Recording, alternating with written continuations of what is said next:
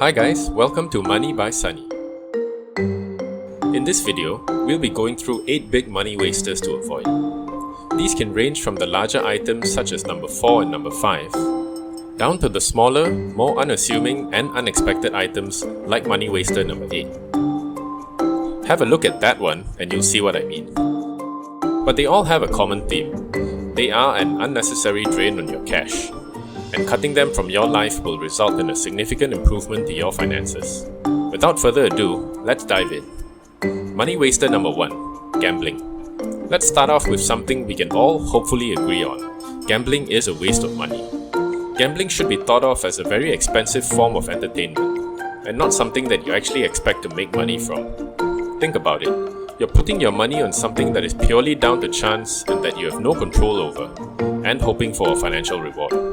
It's clearly not the best way to provide for your financial and monetary needs. In almost all cases, it's noted that gamblers lose and the casinos are generating massive amounts of money because of these players who continue to place bets in games that are ultimately skewed in favor of the casinos. There are times when you hear of gamblers winning, but over time their losses will invariably outweigh their gains. As the saying goes, the house always wins. What about playing against other players rather than the house? Yes, it is possible to win at these games, but remember that you're likely playing against professionals or so-called sharks who have devoted thousands of hours practicing the game and developing strategies to increase their odds of winning. As a part-time or playing for fun gambler, your odds of winning are tiny, and it's likely to just be money down the drain. Money waster number 2, impulse buys. When you make an impulse buy, the simple truth is that you're falling prey to marketing tactics that are taking advantage of certain psychological traits. You're being driven by emotions rather than by logic, and are buying things that may make you happy in the short term, but have a negative long-term effect. You may feel good or even have a temporary high when you make the purchase, but then you slowly realize that it was a waste of your hard-earned money. You then have to either live with it or try to make the best of it by selling it or chucking it in the trash. The best way to do this is to practice delayed gratification, which simply means to put off purchases for as long as you possibly can, but for a few days at least. This gives you time to think through the purchase and come to a proper decision as to whether you really need it or not. Money waster number 3, gym memberships. There's a reason why gym memberships are so expensive. They offer very nice facilities and classes, but unfortunately the membership fees end up going to waste, as many people simply do not stick with it for various reasons. For some people, it could be as a result of a hasty New Year's resolution which they never even got started on. For others, it may be a case of unrealistic expectations. Lasting weight loss or that six-pack will take more than a couple of trips to the gym, and people may get discouraged when they don't see immediate results. It's even worse because many gym memberships aren't month-on-month. Instead, they charge for annual memberships, meaning that you pay for a year's membership in advance, without being able to get your money back if you do decide to cancel any time through the year. Or there is a cancellation fee chargeable, which is still money being thrown away. Any way you cut it, there are always less glamorous but more cost-efficient ways to get fit, such as body weight exercises, running, or even climbing the stairs instead of taking the lift or the elevator. Money waster number 4, high-end fashion. High-end fashion, often referred to as designer fashion, is fashion clothing and accessories that have been created by well-known designers and has a very high price tag. The fact is that the difference between a high-end designer label and a regular brand is sometimes barely discernible in terms of quality, but the price can be very different, sometimes in the order of 10 times or even more. Moreover, if it's a designer outfit that will probably only be used a few times a year, that's even less reason to spend a lot of money on it. At the end of the day, high-end fashion is more to do with appearances. In other words, wanting to impress your peers, your family, etc. And this is really not something you should be spending on, unless you're a multi-millionaire with cash to burn on status symbols. Money waster number 5, luxury cars. Similar to high-end fashion that we talked about earlier, luxury cars are more of a way of signaling to others, "I've made it," rather than a practical means of transportation. Sure, you can use a BMW as your daily ride, but there are definitely less expensive ways to get around.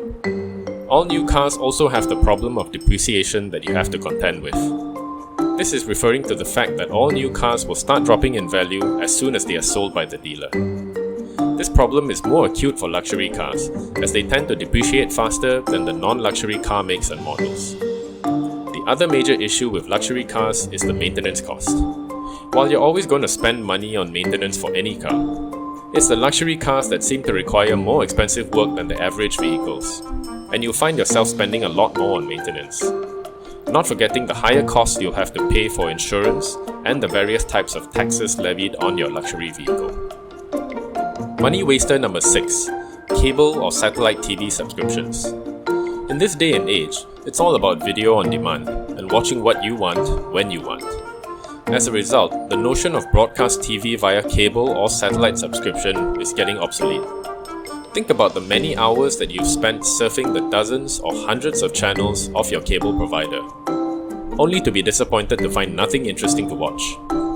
The cost of all of these unwanted channels is something that is built into your monthly fee, which is one reason why your cable bill is so expensive. It's a lot more economical to ditch broadcast pay TV providers and switch to streaming services like Netflix, Hulu, or Amazon Prime, which are now available in many countries worldwide. This is assuming you have high-speed broadband, which for many of us is a given.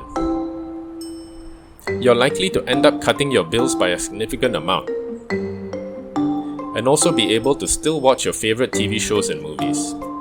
You can even get some live spots on these services, for example on Amazon Prime. Money waster number 7. High bank fees.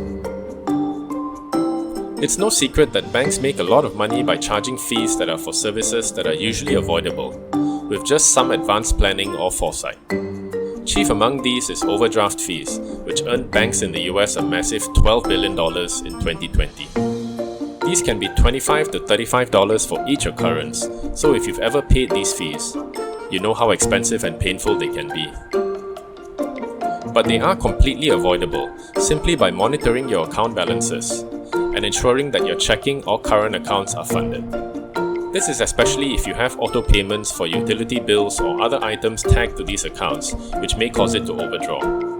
If your bank has the option, also consider linking your savings account to your checking account, so that your temporary shortfall can be covered.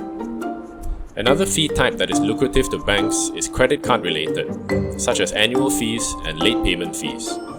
If possible, try to use a card that doesn't charge an annual fee, as there are plenty of good cards out there that have zero annual fees. And late payment fees are also very avoidable. It comes down to ensuring that you have a reminder in your calendar on when your card payment is due, and then making sure that you pay at least the minimum due amount.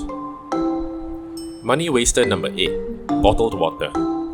We usually buy bottled water for a couple of main reasons. It tastes good, it's considered cleaner and safer to drink, or we don't have any other water with us when we're out and about. However, we need to examine these reasons closely. It may surprise you to learn that in some countries, bottled water can cost the same or is even more expensive than your car's gasoline or petrol. Given that we need to consume 8 glasses of water a day, which works out to about 2 liters or half a gallon of water, the cost of buying bottled water can add up pretty quickly. Filling up a reusable bottle of filtered or boiled water with you when you leave the house is a much better option, and can save you a lot of cash, while still giving you safe water to drink. And you can always refill that bottle at a water fountain or at the office. So there you have it. I'm sure these 8 items to avoid will be an eye-opener, and really help you keep more money in your pocket. If you like this video, please do subscribe and leave us a comment. See you next time on Money by Sunny.